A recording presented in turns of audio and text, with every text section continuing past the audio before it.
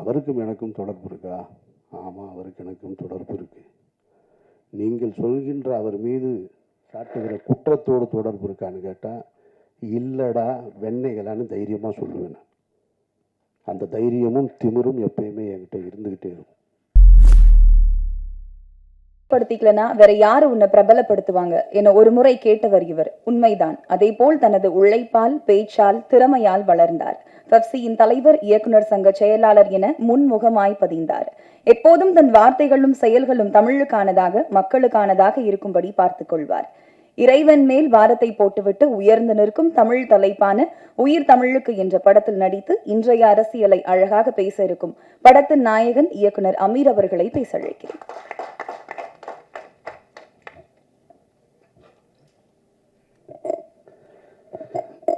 அரங்கத்தில் இருக்கும் அனைவருக்கும் இறைவன் புறத்திலிருந்து சாந்தியும் சமாதானமும் உண்டாகட்டும். என்னுடைய திரைத்துறை அனுபவம் தொடங்கிய காலகட்டத்திலிருந்து, அரசியல் பேசிய காலகட்டத்திலிருந்து நான் சந்தித்திராத ஒரு புதிய மேடை இது. எனக்கு ஒரு புது அனுபவம் இந்த மேடை. படம் பற்றி பேசுகிறதா, நடந்துட்டுருக்கிற பிரச்சனை பற்றி பேசுகிறதா, இந்த இக்கட்டான சூழலில் என் மீது பேரன்பு கொண்டு இந்த விழாவுக்கு வந்திருக்க என்னுடைய நட்புகளை பற்றி பேசுவதா அப்படின்னு எனக்கே ஒரு பெரிய குழப்பம்தான் இருக்குது. இப்போ வரைக்கும் இந்த செகண்ட் வரைக்கும் பிளாங்காக தான் இருக்கேன். என்ன பேச போகிறோன்னு ஒன்று மட்டும் தெளிவாக தெரியுது. நான் யார் அப்படின்னு இப்போ நான் என்ன நானே யோசிச்சுக்கிட்டே இருந்தா, ராமாயணத்தில் வருகின்ற சீதையும் நானும் கிட்டத்தட்ட உடன் பிறந்தார்கள் போல. அவர் அக்கினியில் மிதந்து தன்னுடைய கற்பையை நிரூபித்தார். அவராவது ஒரு முறை நிரூபித்தார். நான் வார வாரம் நிரூபித்துக் கொண்டே இருக்கிறேன்.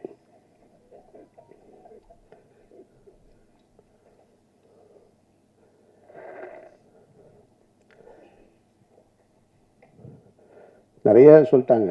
நான் இந்த உயிர் தமிழுக்கு திரைப்படத்தினுடைய 2வது விழா இது, 2வது பத்திரிகையாளர் சந்திப்பு. இதே இடத்தில்தான் மாயவளை திரைப்படத்தின் பத்திரிகையாளர் சந்திப்பை நாங்கள் நடத்தினேன். அங்கேருந்து தான் தொடங்கினது.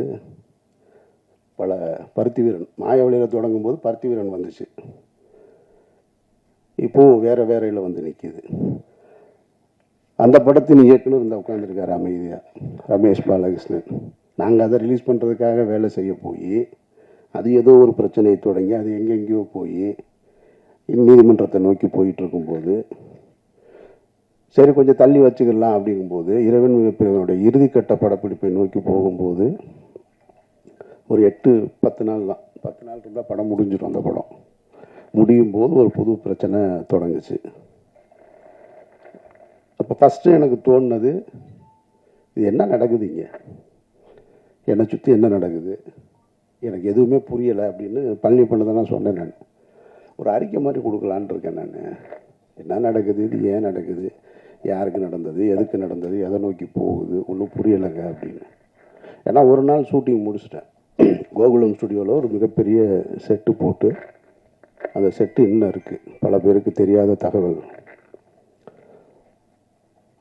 ஒரு ஹைகோர்ட்டு செட்டு ஒன்று மிக தத்ரூபமாக போட்டு மிகப்பெரிய பொருட்செலவில் ஒரு நாள் ஷூட்டிங் முடிச்சிருக்கோம். செகண்ட் டே அந்த ஷூட்டிங் நடக்கலை. அன்றைக்கு இரவிலிருந்து தொடங்குச்சு பிரச்சனை. அப்போ நான் சொன்னேன் பழனி பண்ணிட்டேன், இந்த மாதிரி ஒரு அறிக்கை ஒன்று, ஒரு லெட்ரு மாதிரி கொடுத்துருவோம் என்னை சுற்றி என்ன நடக்குதுன்னு. அப்போ சொன்னார், பழனி பண்ணியா விடுங்க, எனத்தையாவது சொல்லுவாங்க, ஒரு 4 நாளில் சரியாயிரு, நீங்கள் பாட்டுக்கு போங்கன்னாரு. இல்லை கரு, எனக்கு என்னமோ இது சரியாக வரும்னு தோணலை. அவர் ரொம்ப எளிதாக கிடக்கணும்னு சொன்னார். இல்லை கரு, எனக்கு இது சரியாக வரும்னு தோணலை, நம்ம ஏதாவது சொல்ல வேண்டியது இருக்குது அப்படின்னு நான் சொன்னேன். ஒரு 2 நாள் அப்படியே கூடுதலாச்சு, 3ஆவது நாள் கூடுதலாச்சு. அப்புறம் ஒரு அறிக்கை கொடுத்துட்டேன். நான் அறிக்கை கொடுத்த உடனே அறிக்கையிலிருந்து யார் அதுக்கு எதிர்கருத்து வருதுன்னு பார்த்தா, கடந்த ஒரு 15 ஆண்டுகளாக 2014க்கு பின்னால் நான் பேசிய அரசியலில் கருத்தியல் ரீதியாக எதிர்கொள்ள முடியாத, என்னோட நேருக்கு நேர் போரிட கருத்தியல் ரீதியாக போரிட முடியாத அவர்கள் பூரா வெளியே வர ஆரம்பிக்கிறாங்க. வெளியே வந்து புதுசாக தகவல்களை சொல்கிறாங்க. ஒருத்தன் சொல்கிறான் அவர் ஓடிட்டாருன்றான், ஒருத்தன் எஸ்கேப் பண்ணுறான், தலைமறைவாயிட்டார், எங்கே இருக்காருன்னு தெரியலைன்றான், என்னத்தையோ ஒன்று சொல்லிக்கிட்டே இருக்கான். அப்போ தான் நான் இங்கேருந்து ஒரு கல்யாணத்துக்கு போயிருந்தேன். கல்யாண வீட்டில் இருந்து அப்போ நான் இங்கே இருக்கும்போது இந்த செய்தி வருது, அவர் அமீர் தலைமறைவு அப்படின்னு. தலைமறைவுன்னு வந்த உடனேயே நான் அங்கேருந்து நான் கல்யாண வீட்டில் தான் உட்காந்துருக்கேன் அப்படின்னு சொல்கிறேன். அங்கேருந்து ஒரு கேள்வி எடுக்கான், கல்யாண வீட்டுக்கு போகிறது எதுக்குங்க மைக் எடுத்துகிட்டு போகிறாரு அப்படின்னா. ஏன்டா நீ தான் தலைமறைவுன்னு, நான் கல்யாண வீட்டில் உட்காந்துருக்கேன்னு சொல்கிறேன். அதுக்கு பதில் சொல்கிறான்னா மைக் எடுத்துகிட்டு போனாரான்னு கேட்குறேன். ஏன்னா கல்யாண வீட்டில் மைக்கு ஸ்பீக்கர்லாம் இருக்காதா? அங்கேருந்து இன்னொரு இப்படி ஒன் பை ஒன்னாக போய்கிட்டே இருக்கு. அப்படியே கூட்டிகிட்டு வர்றாங்க. கூட்டிகிட்டு வந்து ஒரு நெருக்கடிகள். எனக்கு என்ன இதில் இருந்து நான் கற்றுக்கிட்டது, நான் பத்திரிகையாளர்கள் மேலே மிகப்பெரிய மரியாதை கொண்டவன். என்னுடைய முதல் பத்திரிகையாளர் சந்திப்பு ஏவிஎம்மில் நடந்தது, மௌனம் பேசியதை திரைப்படத்திற்கு. அப்போ இருந்து இப்போ வரைக்கும் பத்திரிகையாளர்களோட நெருக்கமாக இருக்கிறவன். என்னை நேரடியாக தொடர்பு கொள்ளக்கூடிய, எனக்கு தெரிஞ்ச சினிமாவில் நான் இருக்கேன், இன்னும் மற்ற எத்தனை பேர் இருக்காங்கன்னு தெரியாது. பிஆர்ஓ பிடிச்சி தான் என்னை பிடிக்கணுன்ற அவசியம் இல்லை. ஸ்ட்ரைட்டாக எனக்கு மெசேஜ் வைப்பாங்க, நான் பேசுவேன். இன்றைக்கு ஊடகங்கள் பெருத்து விட்ட காரணத்தினால யூடியூப்பு அது இதுன்னு அவர்கள் தங்களுடைய வயிற்று பிழைப்புக்காக எதையோ ஒன்று பேசணும்னு பேசிக்கிட்டே இருக்காங்க. அதில் தத்துவார்த்த ரீதியாக நின்று களத்தில் நின்று போராடிக்கிட்டு இருக்கவங்களையும் தாண்டி எதை வேணாலும் பேசலாம், எல்லாம் என்ன கருத்தை வேணாலும் வைக்கலான்னு சொல்கிறாங்க. இப்போ நடந்துட்டு இருந்தது என்ன, இறைவன் மிகப்பெரியவன் திரைப்படத்தின் தயாரிப்பாளர் என்னோடு உறவாக இருந்தவர், நான் தம்பி என்று பொதுவெளியில் அன்போடு அழைத்தவர் ஒரு பெரிய குற்றச்சாட்டில் அவர் பின்னணியில் வச்சுருக்காங்க. இதில் எதையாவது நான் மறுக்க முடியுமா? அவர் யாருன்னே எனக்கு தெரியாதுங்க, அவரை நான் பார்த்ததே இல்லைங்க அப்படின்னு சொல்ல முடியுமா? சொல்ல முடியாது. அவர் எனக்கு தெரியும். எவ்வளோ வருஷமாக தெரியும்? 10 ஆண்டுகளாக தெரியும். அவருக்கும் எனக்கும் தொடர்பு இருக்கா? ஆமாம், அவருக்கு எனக்கும் தொடர்பு இருக்கு. நீங்கள் சொல்கின்ற அவர் மீது சாட்டுகிற குற்றத்தோடு தொடர்பு இருக்கான்னு கேட்டால் இல்லடா வெண்ணைகளான்னு தைரியமாக சொல்லுவேன். அந்த தைரியமும் திமிரும் எப்பயுமே என்கிட்ட இருந்துக்கிட்டே இருக்கும். அப்போ நீ குற்றச்சாட்டை நீ அந்த சந்தேக நிழல் என் மீது விளைவில்லது தப்பு கிடையாது. ஆனால் தீர்ப்பு எழுதுறீங்க பாருங்க, அது ரொம்ப ஆபத்தானது. அந்த தீர்ப்பை எழுதுவதற்கு உங்களுக்கு யார் அந்த அதிகாரம் கொடுத்தது? நீதிமன்றமா? நீங்கள்லாம் நீதிபதிகளா? எந்த அடிப்படையில் கொடுக்குறீங்க? தினம் ஒரு செய்தி. அமீர்ன்றது 2007 பருத்திவரனை முடிச்சுட்டு அன்றைக்கு கமல் சார் படம் பண்ணணும்னு சொன்னார், ரஜினி சார் படம் பண்ணணும்னு சொன்னார். நான் ஹீரோக்களோடு பயணிக்காமல் நான் ஒரு பாதையை தேர்ந்தெடுத்து நான் எனக்கான வாழ்க்கையை வாழணும்னு வாழ்ந்துட்டு இருந்தேன். பணம் சம்பாதிப்பதா எனக்கு நோக்கம். சாபர் ஒருத்தன் தான் தமிழ்நாட்டிலே பணக்காரனா? நான் கேட்குறேன். என்னென்னமோ சொல்கிறான். ஒரு வரமுறை வேணாமா? அவர் போடுற டிஷர்ட் 5000 ரூபாங்க. சாப்பர் வந்ததுக்கு அப்புறம் தாங்க அவர் வாழ்க்கை அப்படி ஆச்சு. டேய், அவன் வந்தது எனக்கு 2014. நான் 2004 படம் எடுத்தேன் தெரியுமா?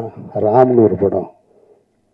இதே பழனியப்பன் தான் சொன்னார் அவருடைய ஒரு நிகழ்ச்சியில்.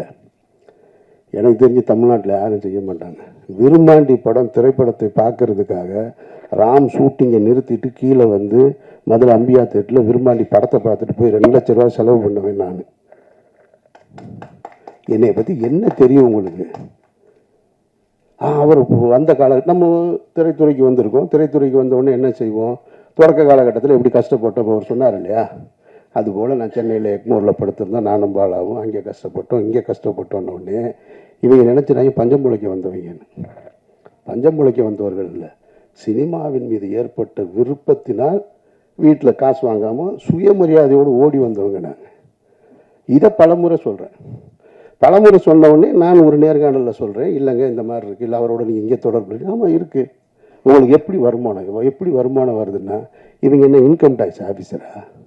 இடி டிபார்ட்மெண்ட் ஆவீங்க, இவங்களுக்கு நான் வருமானத்தையும் சொல்லணுமா?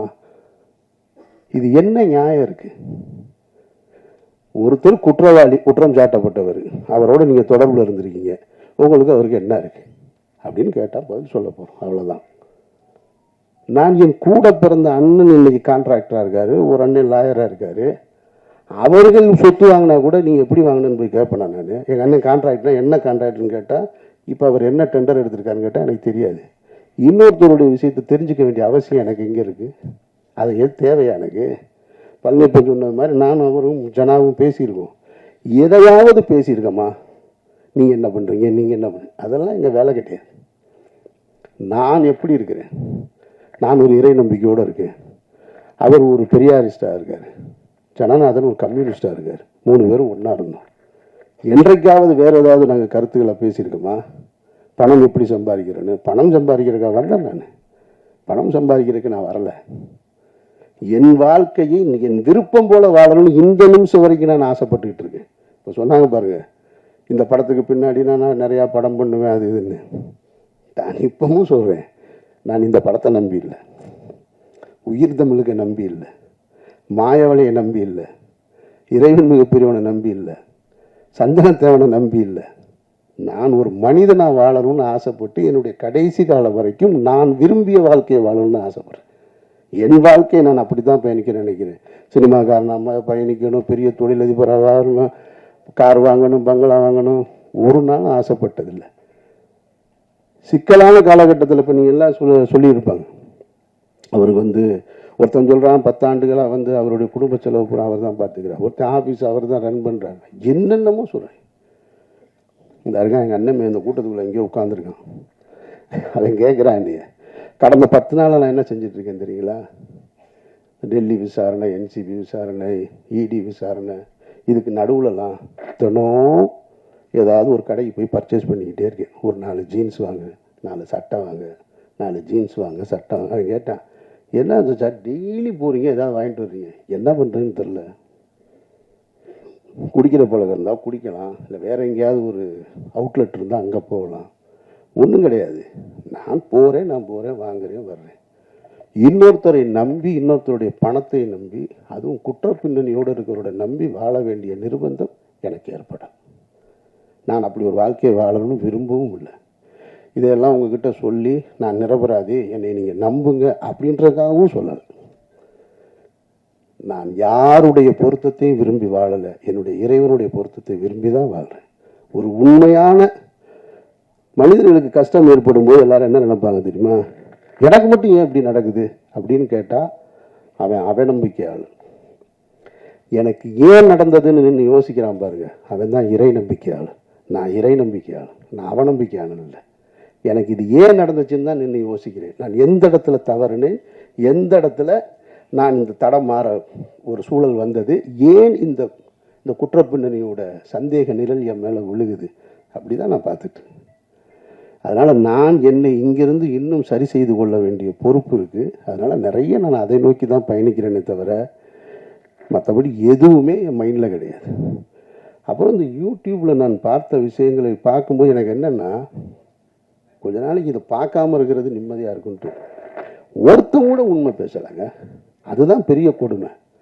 சொல்கிறது பூரா பொய் பொய் பொய் பொய், அவ்வளவுமா பொய். ஏதாவது 1 2ல் ஒருத்தன் சொன்னான், எனக்கு சோர்ஸ் டெல்லியிலேருந்து வந்துருச்சுன்றான். சோர்ஸ் வருதுன்றான். எனக்கு சம்மன் வந்ததே பல பேருக்கு தெரியாது. அதை என்னோட வக்கீல் வெளியே சொன்னதுக்கு அப்புறம் தான் தெரியும். ஆனால் இவன் சொல்கிறான் சோர்ஸ்னா இரு. அவர் ஒரு 2 பேர் உட்காந்துக்கிறாங்க. கேட்டால் அவங்கெல்லாம் புலனாய்வு புலிகலாம். ஒரு 2 பேர் உட்காந்துக்கிறான். இதுக்கு ஒரு கேள்வி கேட்குறாரு. இவர் ஒன்று மடியில் 2 பேப்பர்ஸாக வச்சுருக்கா. அப்படி எடுத்து பார்த்துட்டு, அப்படியா அவனுக்கு வந்திருக்கா, அது என்னன்னு நான் சொல்கிறேன். நான் எனக்கு ஒரு ஆள் மாதிரி தான் சொன்னாங்க. அப்போ நான் நைட் டெல்லியில் பேசிட்டு சொல்கிறேன் அப்படின்ட்டான்.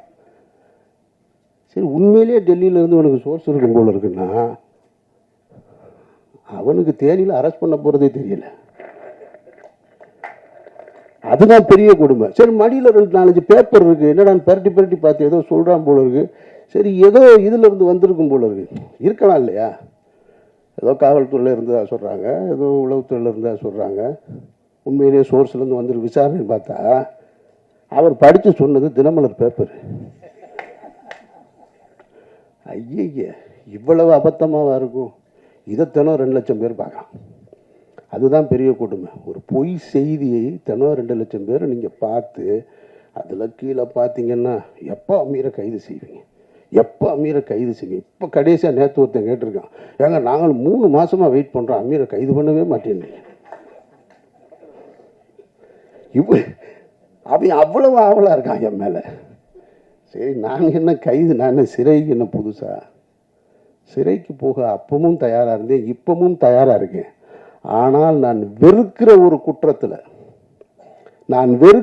குற்றத்தில் என்னை தொடர்புபடுத்துவதை நான் கொஞ்சம் கில்ட்டியாக ஃபீல் பண்ணுறேன். அதைத்தான் கரு சொன்னார். அவருக்கு உள்ள வேதனை இல்லாமல் இல்லை, இருக்கு. ஏன்னா அதனால என்னுடைய குடும்பம் பாதிக்கப்படுது. அமீர்ன்ற ஒரு தனிப்பட்ட என்னை நீ என்ன வேணாலும் பண்ணலாம்ல. ஒரு குற்றத்தை சுமத்தும் பொழுது ஒரு தன்னுடைய மகனுக்கு திருமணத்தை ஏற்படுத்திட்டு இருக்கிற வயசுல ஒரு பெரியவர்னு வச்சுங்களேன், ஒரு கஷ்ட காலம், அவர் தன்னுடைய மகனுடைய திருமணத்தை வந்து போராடி கொண்டு வந்து ஒரு இடத்துல நிறுத்துறாரு. அப்போ போய் பஸ்ஸில் பயணிக்கும் பொழுது ஒரு 14 வயசுக்குள்ள இடுப்பை கிள்ளி விட்டாருன்னு ஒரு குற்றச்சாட்டு வச்சா அவர் எவ்வளோ அவமானமாகும், அந்த திருமணம் எவ்வளோ பெரிய தடைப்படும். அந்த மாதிரியான ஒரு சூழலில் நான் வெறுக்கிற ஒரு குற்றம் சமூகத்தை சீரழிக்கிறதுன்றது போதை. நான் வெறுக்கிறேன் அதை. தருங்க, இங்கே ஒரு அஸ்டன் நிற்கிறான், அந்த ஒரு அஸ்டன் நிற்கிறான், சிகரெட்டு குடித்தாலே ஆஃபீஸுக்குள்ளே உள்ளே விட மாட்டேன். ஜனாவும் கருவும் சிகரெட்டு குடிக்கணும்னா நாங்கள் மாடிக்கு போய் கீழே போய் குடிச்சிட்டு வரோம்னு சொல்லுவாங்க. அவங்க 2 பேருக்கு நான் என்ன ஆசானா? அதெல்லாம் கிடையாது. அந்த வாடை பிடிக்காது. எப்போவாவது நான் டென்ஷன் ஆகுது அப்படின்னு சொல்லிட்டு ஒரு சிகரெட்டை எடுத்து நான் அவர்கிட்ட கேட்டேன்னா அவர் தள்ளி விட்டு போயிடுவார். அப்படி நான் வெறுக்கிற ஒரு விஷயத்தில் என்னை கொண்டு வந்து தொடர்புபடுத்தும் போது அது என்ன மட்டுமா பாதிச்சிச்சு? என்னுடைய குடும்பத்தை பாதிக்குது, என்னுடைய மகள் வேலைக்கு போகிற இடத்துல பாதிக்குது, அங்கே ஒருத்தன் கேள்வி கேட்குறான், என்னுடைய மகன் கல்லூரிக்கு போகும்போது பாதிக்குது.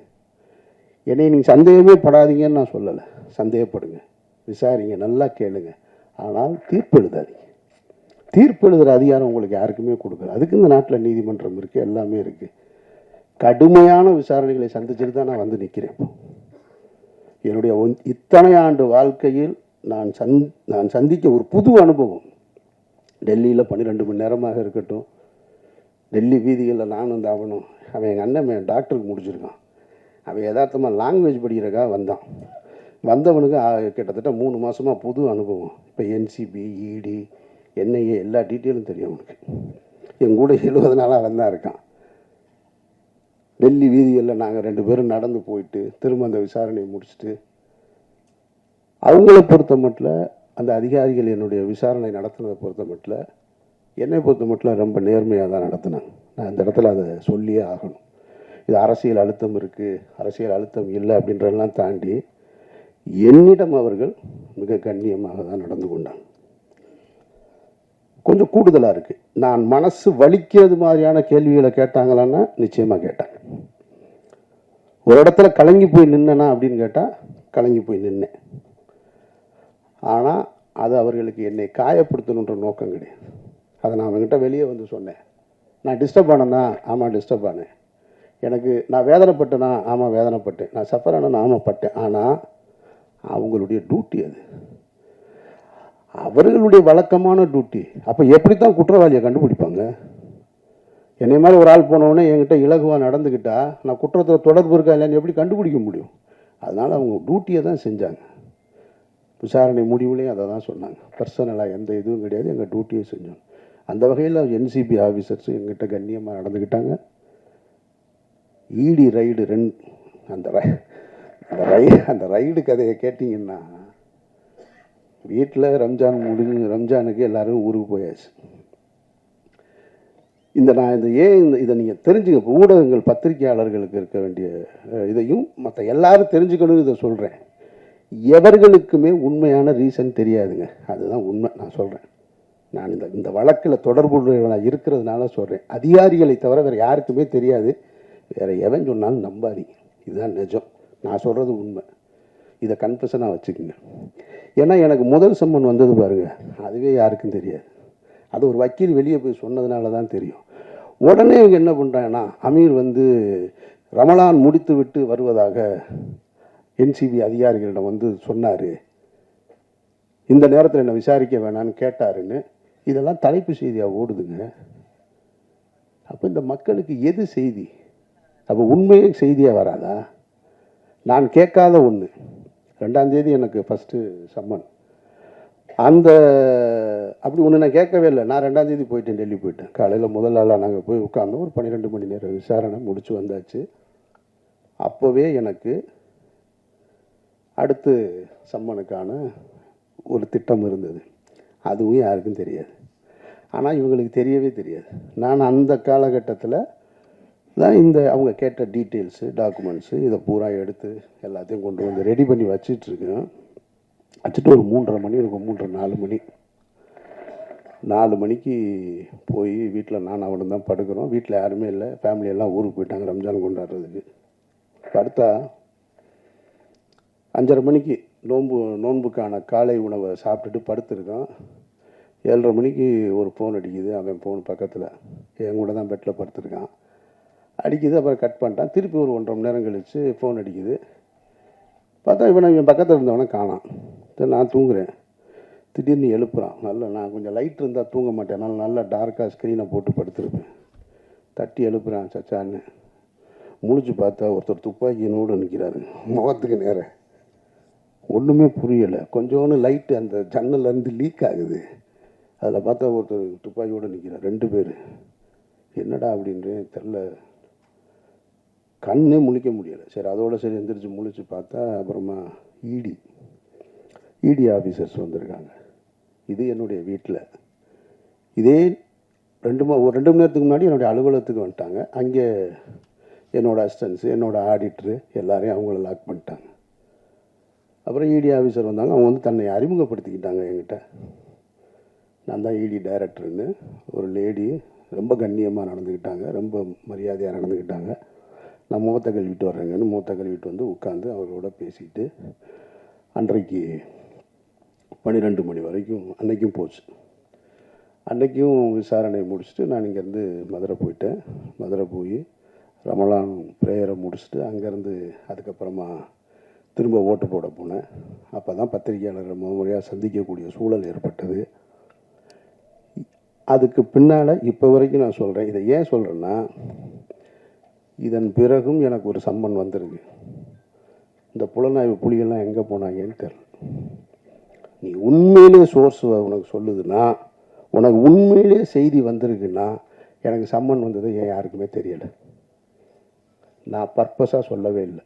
என்ன தான் நடக்குதுன்னு பார்ப்போம். எவன் தான் கண்டுபிடிச்சி சொல்கிறான்னு பார்ப்போம். ஒருத்தர் சொல்லணும்ல, ஆமாம் அன்றைக்கி வந்திருக்குன்னு.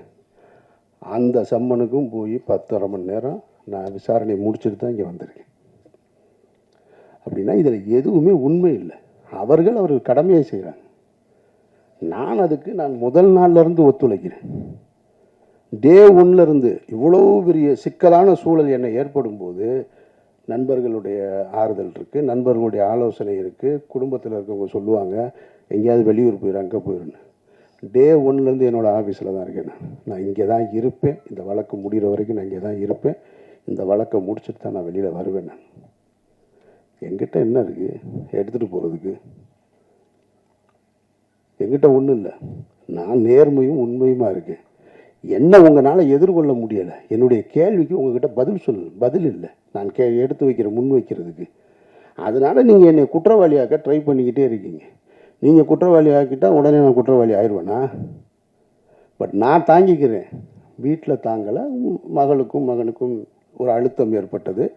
ஆனால் அதையும் தாண்டி எனக்கு முதல் ஆளாக எனக்கு ஆறுதலாக இருந்தது என்னுடைய குடும்பத்தார் தான். என்னுடைய 2 பெண் பிள்ளைகள் தான்.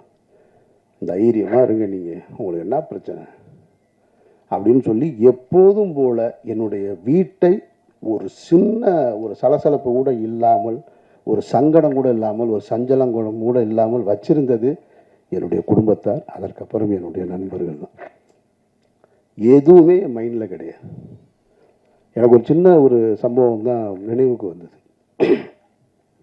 இந்த காலகட்டம் ரொம்ப கடுமையான காலகட்டம். என்னை சுற்றி இருந்த உறவுகள், நண்பர்கள் எல்லாருமே ரொம்ப தூரமாக போயிட்டாங்க. ஒரு கிட்டத்தட்ட என்னோட வாட்ஸ்அப்பில் என்னுடைய அலைபேசியில் ஒரு 2000 எண்கள் இருக்கும். அதில் 1950 எண்கள்லேருந்து அழைப்பு வர்றதில்லை. அப்படியே நின்றுச்சு. அதெல்லாம் ஓகே.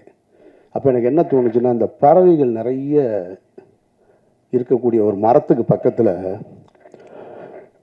ஒரு வெடி சத்தம் கேட்டவுடனே பறவை பூரா ஓடி போயிடும். அந்த மரத்தில் எதுவுமே இருக்காது, எல்லாம் ஒரு அப்படின்ற செகண்டில் காணாம போயிடும். அப்புறம் போனதுக்கப்புறம் சில பறவைகள் மட்டும் வரும். சில முதல்ல இருந்த 500 இருந்துச்சுன்னா வராது, ஒரு 50 தான் வரும். அதுபோல் என்னுடைய வாழ்க்கையில் எனக்கு நடந்த இந்த நிகழ்வில் டமால்னு ஒரு வெடி சத்தம் கேட்ட உடனே டமால் எல்லாரும் ஓடிட்டாங்க. அப்புறமா அந்த பறவை போல என்னுடைய நண்பர்கள் என்னை யோசித்து, யோ அது மரத்து மேலே உள்ள தப்பா, வெடி போட்டவன் தப்புன்னு சொல்லி அந்த மரத்தில் வந்து பறவைகள் இருப்பது போல் என்னுடைய நண்பர்கள் என்னை தேடி வந்துக்கிட்டு இருக்காங்க. டே 1லேருந்து அந்த ஒரு நாள் தான் அந்த ஷாக்கிங். 2வது நாள் யாருக்குமே அதை பற்றின கவலையும் இல்லை, வந்து என்னோடு இருக்காங்க. ஆனால் இன்னும் பறந்து போன பறவைகள் ஒருவேளை இவனே வெடியை ஏற்பாடு பண்ணியிருப்பானு மரத்தை சந்தேகப்படுவதை போல தூரமாக நிற்கிறவங்க இருக்காங்க. அந்த அன்பு நண்பர்களுக்கு நான் கேட்டுக்கிறது, அங்கேயே இருங்க, தயவு செஞ்சு வந்துடுறாங்க. உங்களை நான் வேண்டி விரும்பி கேட்குறேன், அங்கேயே இருங்க, வந்துடாதீங்க. உங்களிடம் வந்து பெறுவதற்கு எனக்கு ஒன்றுமே கிடையாது. இந்த காலகட்டத்தில் என்னோடு என்னுடைய அனுமதி பெறாமலோ எங்கேயோ சுப்பிரமணிய சிவா அவர் இன்டர்வியூ கொடுக்குறான். எனக்கு அண்ணனை தெரியும், அவர் அந்த மாதிரியான ஆள் இல்லைன்னு. அண்ணன் செந்தமலன் சீமான் ஒரு இன்டர்வியூ கொடுக்குறாரு, அவனை எனக்கு நல்லா தெரியும். அந்த வார்த்தை தான் ரொம்ப கடுமையான வார்த்தை. அவன் எனக்கு ஓட்டு போட மாட்டான், அவன் திமுக ஆதரவு நிலைப்பாட்டை எடுப்பான், ஆனாலும் சொல்கிறேன் அவன் நல்லவன், அவனுக்கு நல்லா தெரியும் அப்படின்னு. இதுதான் நான் சம்பாரிச்சிருக்கிறது. வெற்றிமாறனாக இருக்கட்டும், பழனியப்பனாக இருக்கட்டும், அண்ணாச்சியாக இருக்கட்டும், பிரபு சார் சொல்லுங்கள் சார் நான் என்ன சார் செய்யணும், அதெல்லாம் ஒன்றும் வேணும். நான் பாட்டுக்கு அமைதியாக என்னுடைய பயணத்தை இந்த இடத்த நான் கடந்து போகிறேன், என்னை விட்டுருங்க, ஒன்றும் வேணும் எனக்கு. நீங்கள் எப்பவும் நான் அழைச்சா வர்றீங்க இல்லையா, அது போதும். ஸ்நேகனாக இருக்கட்டும், பொன்வரங்கன் சார் தான், இவர் 10 மணிக்கு படுத்துருவார், 9:30 மணிக்கு மேலே ஃபோன் பண்ணால் எடுக்க மாட்டார். ஒரு நாள் 12 மணிக்கு கூப்பிட்றாரு, ஒரு 10 நாளைக்கு முன்னாடி. என்ன சார் 12 மணி, எனக்கு பதட்டத்தில் தான் ஃபோன் எடுத்து, ஏன்னா 12 மணிக்கு கூப்பிட்றாரு அப்படின்னு சொல்லிட்டு. நீங்கள் வந்து ₹1,00,000 கொடுத்தாலும் வரமாட்டார் 10 மணிக்கு மேலே. என்ன சார், இல்லை படுத்தேன், தூக்கமே வரல, எனக்கு உங்களை பற்றின நினைவாகவே இருக்குது, இவ்வளவு பிரச்சனைகள் எப்படி நீங்கள் அப்படின்னாரு. சார் நீங்கள் ஏன் சார் அதை நினச்சிக்கிட்டு 12 மணி வரைக்கும் தூங்காமல் இருக்கீங்க, தூங்குங்க சார் அப்படின்னு சொல்கிறேன். சரி நீங்கள் என்ன செய்றீங்க, எங்கே இருக்கீங்கன்னாரு. நான் திருநெல்வேலிக்கு ஒரு கல்யாணத்துக்கு போயிட்டுருக்கேன் சார்னு. ஒன்றே நினச்சி நான் தூங்காமல் இருக்கேன், நீ கல்யாணத்துக்கு போயிருக்க, வேறு என்ன சார் செய்ய சொல்கிறீங்கன்னு. ஒரு நண்பர் ரொம்ப விரும்பி கூப்பிட்றாரு, நான் பாட்டுக்கு போயிட்டு வருவோம் பெண்ணை, நான் காரில் கல்யாணத்துக்கு போயிட்டு இருந்தேன். அதனால் நான் என்னுடைய வாழ்க்கையை தான் வாழ்ந்துட்டுருக்கேன். இந்த வழக்கு அது இது இதெல்லாம் வாழ்க்கையில் இதுவும் கடந்து போகும்னு நான் ரொம்ப நினைக்கிறவன். அதனால் இது யாரையும் குற்றம் சொல்வதற்காக இல்லை, இதுவும் கடந்து போகும் தான் என்னை பொறுத்த மட்டும். எல்லாத்தையும் பார்க்கணும், நான் இதையும் பார்த்துக்கிட்டு இருக்கேன், அந்த வகையில் தான் நான் பார்த்துட்ருக்கேன். விசாரணையில் என் மீது எந்த அழுத்தமும் கிடையாது. என்னை விசாரித்த NCB அதிகாரிகளாக இருக்கட்டும், ED ஆஃபீஸர்ஸாக இருக்கட்டும், மிக கண்ணியமாக நடந்துக்கிட்டாங்க. அவர்களுக்கு என்னுடைய நன்றியை நான் தெரிவிச்சுக்கிறேன். மற்றபடி இந்த படத்தை பற்றி சொல்லணும்னா, இன்றைக்கி காலையில் ஒரு விமர்சனம் பார்த்தேன், ஒரு முக்கியமான ஒரு யூடியூபருடைய விமர்சனம் ஒரு திரைப்படத்தை பற்றி. அதில் ஒரு வரி சொன்னார் அவர், இந்த படத்தை வந்து நாங்கள் இது பெரிய கலைநயத்தோடு இருக்கோம், இது பெரிய காவியமாக இருக்கும்னு நினச்சலாம் நாங்கள் உள்ளே வரல, போனால் 4 இடத்துல சிரிச்சுட்டு வரலான்னு நம்பித்தான் வந்தேன், கடைசியில் அதை கூட ஏமாற்றி விட்டாங்க அவங்க அப்படின்னு ஒரு வரி. அந்த வரி எனக்கு ரொம்ப பிடிச்சிருந்தது. அதனால் இந்த படமும் பெரிய கலைநயத்தோடு இருக்கும், காவியத்தோடு இருக்கும்னா வர வேணாம் நீங்கள், ஆனால் 4 இடம் சிரிக்கலான்ற நம்பிக்கையோடு வாங்க, அதுக்கு இந்த படம் உத்தரவாதமாக இருக்குது. இப்பவும் இந்த மாதிரியான ஒரு சூழலில், அதுதான் ரொம்ப முக்கியமாக நான் நன்றி சொல்ல வேண்டியது இருக்குது. இந்த மாதிரியான ஒரு சூழலில் என்னோடு உறவு கொண்ட, என் மீது நம்பிக்கை வைத்து என் மீது அன்பு கொண்ட என்னோட நண்பர்கள் என் கூட நிற்கிறது போல், இவ்வளவு ஒரு சிக்கலான காலகட்டத்தில் இந்த திரைப்படத்தை வந்து திரையரங்கிற்கு கொண்டு வருவதற்காக முழு முயற்சி எடுத்த ஆதம்பாபாவிற்கு என்னுடைய நன்றி. ஏன்னா என்னுடைய மாயவளை வருமா இல்லையான்னு எனக்கே தெரியல இன்னும். நானும் கவலைப்படல, என் டைரக்டரும் கவலைப்படல, நாங்கள் பாட்டுக்கு இருக்கோம், அது வரும்போது பார்த்துக்குறோம். மாயவளை படம் பிரபு பார்த்துட்டாப்புல, பேசும்போது அது மறந்துட்டாப்புலன்னு நினைக்கிறேன் நான். ஆமாம். மற்றபடி சாந்தினி அது எப்பயுமே இப்படி தான் சிரிச்சுக்கிட்டே இருப்பாங்க. நல்ல ஒரு இன்வால்மெண்ட் உள்ள ஒரு ஆர்டிஸ்ட்டு. நல்லா இன்னும் எனக்கு ஒரு தனிப்பட்ட முறையில் ஒரு ரசிகனாக என்கிட்ட இந்த படம் எப்படி இருக்குன்னு கேட்டிங்கன்னா, அவர் தயாரிப்பாளர் கோச்சுக்க மாட்டாருன்ற நம்பிக்கையில் சொல்கிறேன். நான் ராம் திரைப்படத்தை எடுத்துகிட்டு அந்த திரைப்படத்தை அன்னைக்கு இருக்கக்கூடிய மிகப்பெரிய ஒரு விமர்சகர் வந்து ஒரு தொலைக்காட்சி பேர் சொல்லலை, நீங்கள் யூகம் பண்ணி கண்டுபிடிச்சிருவீங்க. அவர் பண்ணுவார். ஒரு டிவியில் வந்து பண்ணிகிட்டு இருக்கும்போது ராம் திரைப்படத்தை என்கிட்ட, அதாவது படங்கள் வந்து முதல் வாரம் விமர்சனம் பண்ணால் தான் அதுக்கு பேர் விமர்சனம். என் படத்தை 5வது வாரத்துக்கு விமர்சனத்துக்கு கூப்பிட்டு போகிறார். நானும் சரி அவர் மேலே இருக்கிற மரியாதையில் பெரிய பத்திரிகையாளர், பெரிய தொலைக்காட்சின்னு அவரை நம்பி போகிறேன். அவர் என்னை வந்து அவருடைய அறிவை பூரா என் மீது திணிக்கிறார், தன்னுடைய புத்திசாலித்தனத்தை எல்லாம். இந்த படத்தை நீங்கள் வந்து அது ஒரு ஆல்பர்ட் தேட்டரில் வச்சு அப்படி நானும் அவர் நடந்து போயிட்டே இருக்கிறோம், அந்த மாதிரி எடுத்துகிட்டு இருக்காரு. அவர் கேட்குறாரு, நான் பதறி போய் பதில் சொல்வேன்னு அவருக்கு நினைக்கிறாரு. இந்த படத்தில் இந்த இடத்த தப்பு பண்ணியிருக்கோம், இப்போ சரியாக பண்ணியிருக்கோம், அந்த மாதிரி எதுவும் உங்களுக்கு தோணுதான்னாரு.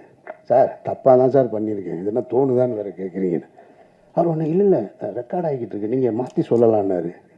நான் என் ரிசல்ட்டு தான் சார் சொல்கிறேன். படம் வந்து தொண்டியில் தூக்கிட்டாங்க. ராமநாதபுரத்துக்கு பக்கத்தில் இருக்க தொண்டியில் படம் 3வது வாரமே எடுத்துட்டாங்க ராமு. இவர் 5வது வாரம் விமர்சனம் பண்ணிகிட்டு இருக்கார். இனிமேல் நீங்கள் பண்ணுனா என்ன, பண்ணலைன்னா எனக்கு என்னங்க இந்த படம்னு கேட்டேன் நான். அவர் வந்து முதல் வாரம் பண்ணின படத்தை இப்போ நான் சொல்ல முடியாது, பெரிய சர்ச்சைக்குள்ளே வந்து நிற்கும். அந்த படம் ஒரு வாரத்திலே தூக்கிட்டாங்க. அந்த படத்தை தான் முதல் வாரத்துக்கு கொண்டு வர்றாரு. அவர் ஒரு நேர்மையான விமர்சகர் அப்படின்னு அவரே சொல்லிக்கிறாங்க. அப்புறம் பருத்தி வீரனுக்கும் அதே பத்திரிகையாளர்கிட்ட தான் பருத்தி வீரனை சந்திக்கிறேன். பருத்தி வீரன்லையும் கேட்குறாரு, இந்த படம் வந்து நீங்கள் வந்து ஒரு ஆர்ட் ஃபார்மில் எடுத்து, அதாவது ஒரு ஆர்ட் பிரச்சனை என்னென்னா, என்னுடைய பெயர் பிரச்சனை உங்களுக்கு, என்னுடைய சிந்தனை பிரச்சனை உங்களுக்கு, அதுதான் பிரச்சனை. அங்கேருந்து தான் தொடங்குறாங்க. இது வந்து ஒரு ஆர்ட் ஃபார்மில் இருக்கிற மாதிரி இருக்குது, இது வந்து அப்படின்னு. சார் பக்கா கமர்ஷியல் படம் சார் இது அப்படின்னு. இல்லை இல்லை அப்படி சொல்லலாமா நீங்கள் அப்படின்னாரு. ஏங்க 10 பேர் சேர்ந்து கிராமத்தில்னா ஒருத்தனை தாக்கணும்னா உடனே நினச்சான்னா தாக்கிடுவான். என் படத்தில் குஸ்தி களத்தில் சண்டை நடக்குது, ஒருத்தன் டைவ் அடித்து வர்றான், ஒருத்தன் இப்படி சுற்றி வர்றான், அப்படி சுற்றி வர்றான், இது கமர்ஷியல் படம் சார்னு. அப்படி சொல்லுவீங்களா நீங்கள் என்னாரு? கமர்ஷியல் படம் எடுத்தால் கமர்ஷியல் படம் தானே சொல்ல முடியும். நானாக அதை ஆர்ட் ஃபிலிம்னு சொல்லிக்கிறதா, கிளாசிக்னு வேர்ல்டு கிளாசிக்னு சொல்லிக்கிறதா? மக்கள் சொல்லணும், நான் சொல்லி என்ன செய்ய? அதுபோல் இந்த படத்தை பார்த்து சாந்தினி காலையில் பார்த்துட்டு சூப்பராக இருக்குது, நாங்கள் அண்ணாச்சி பார்த்துட்டு நல்லா இருக்குனாங்க, நீங்கள் சொல்லி என்ன செய்ய? இந்த காசு ஏதாவது வரப்போகுது ஆரம்பாவுக்கு? இவங்க 2 பேரும் சொல்லிக்கிறாங்களா படம் சூப்பராக இருக்குன்னு. அவரும் உடனே கேட்டுட்டு சாந்தினியே சொல்லிட்டாங்க படம் நல்லா இருக்குன்னு. ஒரு ஏரியா வேணா வாங்கிக்கிற சொல்லுங்க, அண்ணாச்சிக்கு வேணா சிட்டியை எழுதி விட. காசு மக்கள் பார்த்து சொல்லணும். அப்போ என் பார்வையில் உயிர் தமிழுக்கு இன்னும் சரியாக வந்திருக்கணும்னு நான் ஆசைப்பட்றேன். ஆனாலும் பழனியப்பன் சொன்னது போல் இவ்வளோ காலகட்டத்துக்கு நடுவில் அந்த படத்தை வந்து சரியாக எடுத்து கொண்டு வந்து திரைக்கு கொண்டு வந்து சேர்க்குறதே பெரிய விஷயம். இதில் பணம் வருது வரலை அதெல்லாம் இல்லை இங்கே பிரச்சனை. ஒரு வேலையை எடுத்துக்கிட்டோம், அதை செஞ்சு முடிச்சோன்னு இருக்குல்ல, அதில் தான் ஒரு மனிதனுக்கு வெற்றி. அந்த அடிப்படையில் நான் இந்த படத்தில் நான் ஒத்துக்கிட்டு உள்ளே வந்து நடிக்க வந்தேன். நடிகனாக என்னுடைய பங்களிப்பை செஞ்சேன். அது நல்லா இருக்குது நல்லா இல்லை, எனக்கு பிடிச்சிருக்கு பிடிக்கலை, அதெல்லாம் இல்லை, முக்கியம் இல்லை. என் வேலையை நான் சரியாக செஞ்சுருக்கேன். ஆரம்பாவை ஒரு படத்தை எடுக்கணும்னு வந்தார், உறுதியாக நின்று கடைசி வரைக்கும் அந்த படத்தை கொண்டு வந்து சேர்த்துருக்காரு. இதுவே உங்களுக்கு வெற்றி தான். பணம் அப்புறமா எப்போ வேணாலும் சம்பாரிச்சிங்க. ஸோ அந்த வகையில் இது 10ஆம் தேதி இந்த படம் திரைக்கு வருது. உங்களுடைய வாழ்த்துக்களோடும் மற்றபடி ஒன்றும் இல்லை. இதில் எதுவும் என்கிட்ட எதுவும் கேட்க வேண்டியது இருக்கா சார்? முதல்ல ஒரு ஃபோட்டோ எடுத்துக்கலாம் சார், முடிச்சுட்டு அப்புறம் கேள்வி. நீங்கள் உட்காந்து ஒரு